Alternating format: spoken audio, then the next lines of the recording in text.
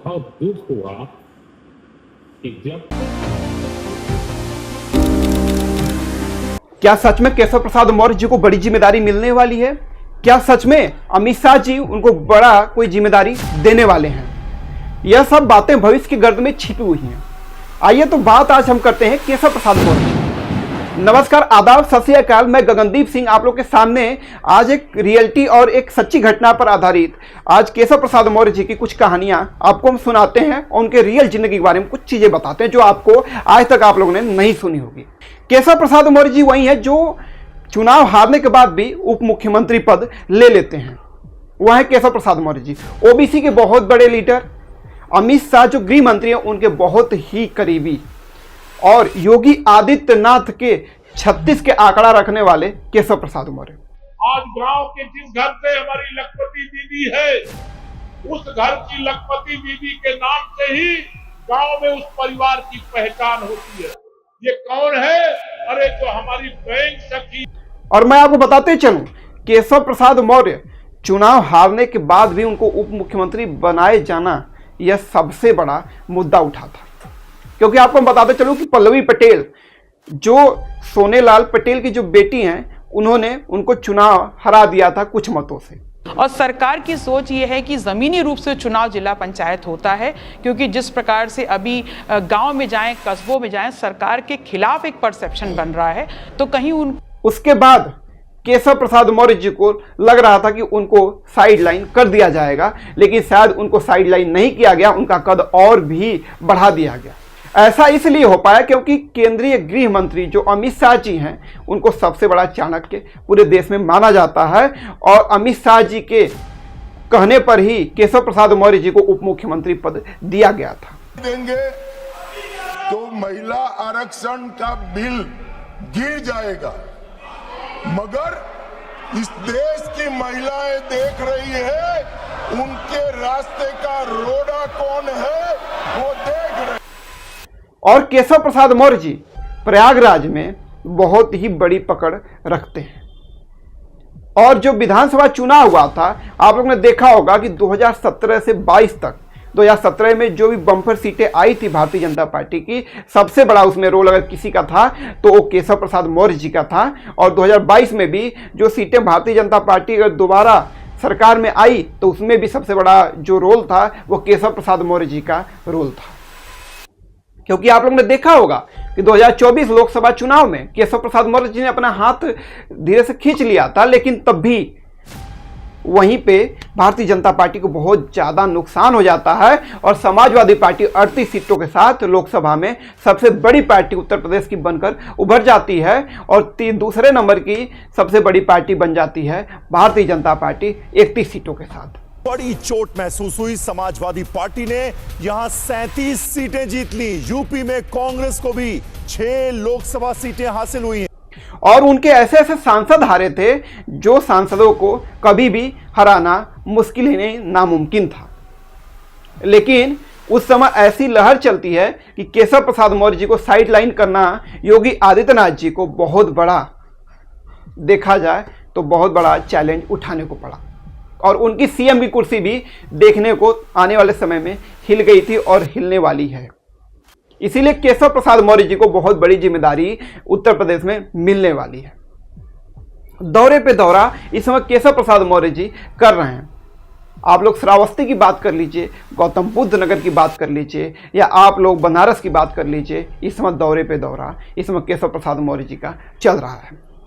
और हर जिले में घुमाना, क्यों ना इतने बड़े बड़े नेता उत्तर प्रदेश में पड़े हुए हैं, लेकिन केशव प्रसाद मौर्य जी का ही इतना बड़ा दौरा क्यों सेट हो रहा है?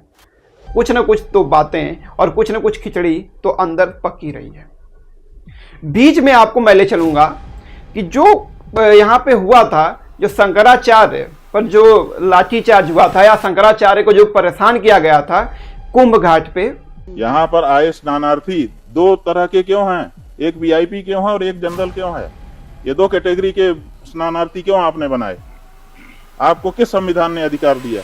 प्रयागराज में उस पर भी केशव प्रसाद मौर्य जी साफ साफ शब्दों में बोलते हुए नजर आए कि जो शंकराचार्य हैं वो हम लोग के भगवान हैं। और वहीं पर लाठीचार्ज कौन कराया था? योगी आदित्यनाथ जी। लेकिन केशव प्रसाद मौर्य का साफ साफ सिग्नल था कि जो शंकराचार्य हैं वो हम लोग के भगवान माने जाते हैं। शंकराचार्य जी उठें और जाकर स्नान करें और यह सब बातें पीछे वाली छोड़ दें। करने के लिए कहा जाएगा तो जरूर करूंगा। मैं तो प्रार्थना तो कर ही सकता हूं, चरणों में शीश झुका सकता हूं, निवेदन कर सकता हूं और वह निवेदन किया हूं और आगे भी मैं निवेदन यही करता हूं कि जो भी विरोध है उसको समाप्त करके और संगम में स्नान करके और जो एक संदेश अनुकूल जाना चाहिए। एक तरह से यह तो एक छोटी बात थी, लेकिन राजनीति के देखा जाए राजनीति के लिहाज से तो यह बहुत बड़ी बात थी दोस्तों। और यह आग की तरह पूरी तरह से पूरी फैल गई, पूरे प्रदेश में आग की तरह फैली। और जब फैलती है आग की तरह तो बातें फिर से होने लगती है कि क्या केशव प्रसाद मौर्य या योगी आदित्यनाथ, यह सबसे बड़ा सवाल फिर से उठना शुरू हो जाता है। क्योंकि आप लोगों ने बीच में भी देखा होगा कि योगी आदित्यनाथ जी साफ साफ शब्दों में बोलते हैं जो हमारा जो गोरखपुर मठ है वह सबसे बड़ा मठ है, वो मुख्यमंत्री के पद से भी बड़ा होता है।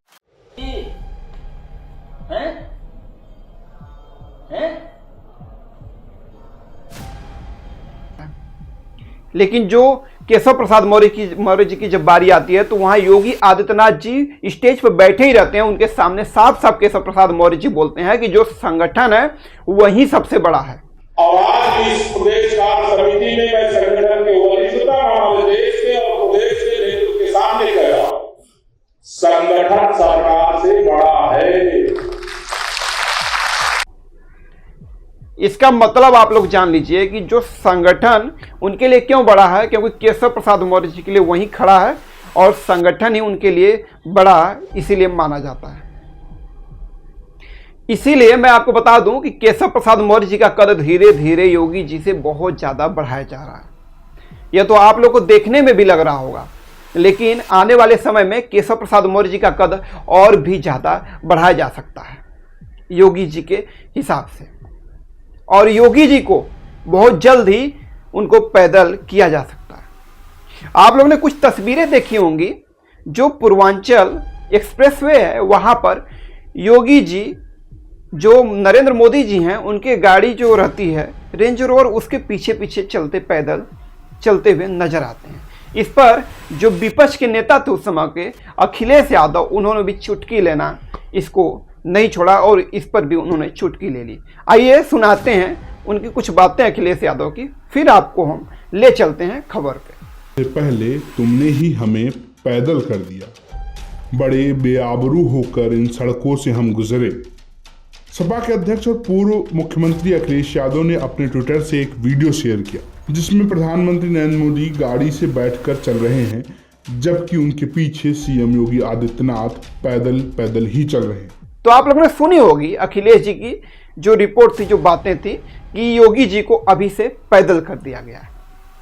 यह तो बातें योगी जी की थी और कुछ योगी जी का जो माइनस पॉइंट है उससे भी उनको हटाया जा सकता है। यह खबर भी आने लगी है धीरे धीरे, सुगबुगाहट भी धीरे धीरे होने लगी है सरकार में।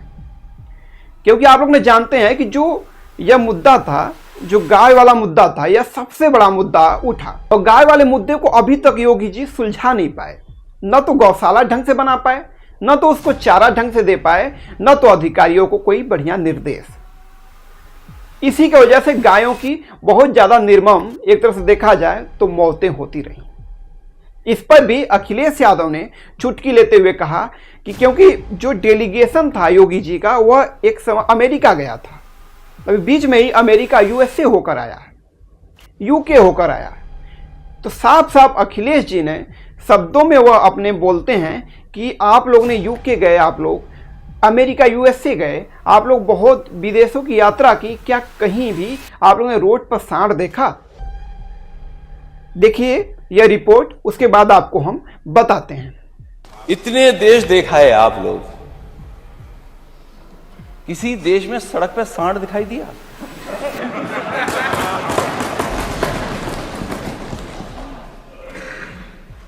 तो आप लोगों ने सुना होगा अखिलेश जी की बातें। अखिलेश जी साफ साफ शब्दों में बोल रहे हैं कि क्या आप लोग इतना विदेश में घूमे होंगे, फॉरेन कंट्री में घूमे होंगे, क्या आप लोगों ने कहीं पर भी सांड को देखा रोड पे? इस पर हंसी ठिठोली होती है और उसके बाद यह मुद्दा साफ साफ रहता। हंसी ठिठोली तो दोस्तों हो जाती है, लेकिन योगी जी को कहीं ना कहीं कमजोर किया जा रहा है। और योगी जी को कमजोर ही नहीं किया जा रहा है, उनके दोनों पैर अगर देखा जाए तो दोनों पैर उनके काटे जा रहे हैं और जो उनके पर थे उसको भी कुतरा जा रहा है।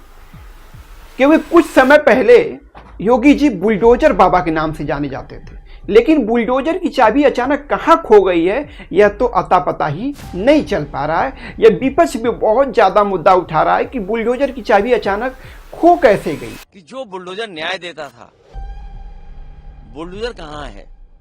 क्या बुलडोजर की चाबी खो गई? बुलडोजर का ड्राइवर बुलडोजर छोड़ करके भाग गया? और बुलडोजर इससे पहले बहुत चल रहा था, उसके नाम पर ही बुलडोजर बाबा उनका नाम योगी आदित्यनाथ जी का रख दिया गया। लेकिन अचानक बुलडोजर का बंद होना क्या दिखाता है? और आप लोग देखे होंगे कि जो ताबड़तोड़ गोलियां चल रही हैं, पुलिस की तरफ से ताबड़तोड़ इनकाउंटर हो रहे हैं, यह भी सबसे बड़ा मुद्दा और यह सबसे बड़ा सवाल बन चुका था और यह नागवार गुजर रहा था। पूरे देश को प्रदेश को तो छोड़िए, पूरे देश को नागवार गुजर रहा था।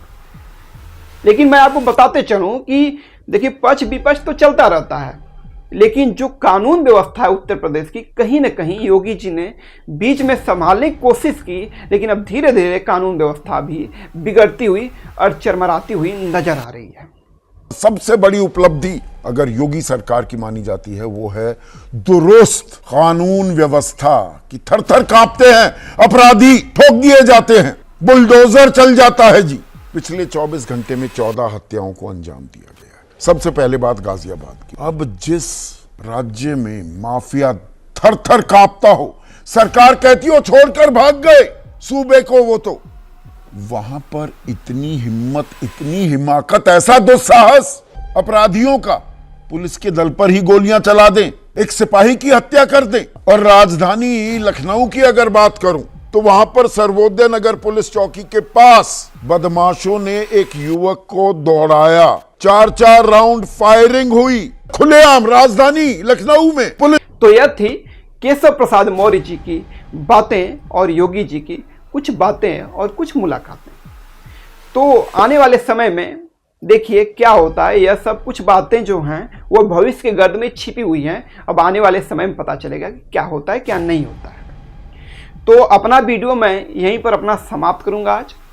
अगले वीडियो में आपसे हम फिर मिलेंगे, लेकिन आपसे मैं एक चीज़ बोलना चाहूँगा कि हमारे वीडियो को ज़्यादा से ज़्यादा लोगों तक पहुँचाइए और हमारे चैनल को सब्सक्राइब और लाइक करना मत भूलिए। और कमेंट बॉक्स में मुद्दे बताइए कि किस मुद्दे पर हम लोग को बहुत ज़्यादा वीडियो बनाने चाहिए। वैसे तो मैं मुद्दे आपके सामने रोज लाता रहूँगा, नया नया मुद्दा, और पूरी तरह से उसको डिफाइन आप लोगों के सामने करूँगा।